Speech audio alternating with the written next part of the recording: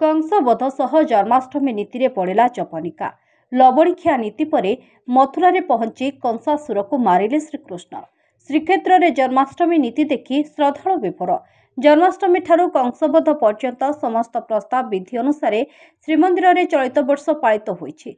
शुक्रवार दिन मध्याह्न धूप पर रामकृष्ण पालिंकी विजे करने सह लवणीखिया छकरे थिबा मंडप को विजे करथिले।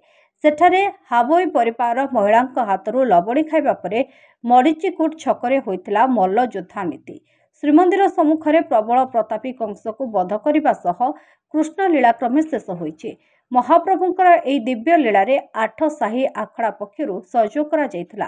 कंसबध नीति रे प्रबल प्रतापी कंस भूमिका रे नियोजित होई महाप्रभुंक ठारो मुक्ति पाइबार सौभाग्य मिलिथिबारु निजकु धन्य मने करिसेंती कलाकार। सेहीपरि श्रीक्षेत्र में एही दिव्य लीला देखि विभोर होइछंती श्रद्धालु।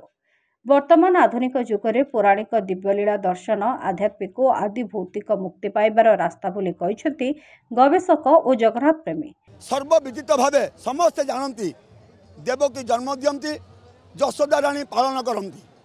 तदुपरि महाप्रभु जन्म हो सारा देवकी जन्म दे सारा वसुदेव आमर महाप्रभुंर महाजन सेवक माने वसुदेव रूप नहीं महाप्रभु को नहीं छाड़ी आसती नंदन घरे।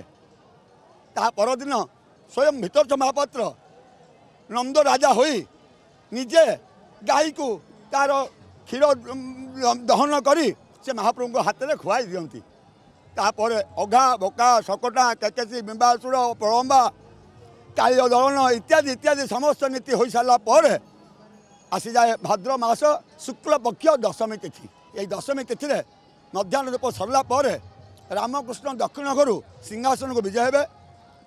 श्री बलभद्र तथा श्री जगन्नाथ महाप्रभु को उभय बाड़ू 2 खंड आज्ञामल पाई सारा पर महाप्रभु माने महाजन हाथ में पालिंकी विजय हे। पालिंकी सिंहद्वार रजाघर मर्चिक छक दे लवणीखिया छक जीवे सेठारे मथुरा हाट जोड़ महाबही घर आसी माखन मिश्री भोग भीतर महापात्र द्वारा बंदापना सरला पर अकुर प्रस्ताव अकुर आसी आज गोपर अकुर आसी मथुरा को नवाई मथुरा अकुर महाप्रभु कृष्ण बेनी भाई की सी नहीं कंस राजा आदेश आसी अकुर प्रस्ताव सरला पर माल महंत युद्ध ता मर्चक ठाकुर में अनुष्ठित होता।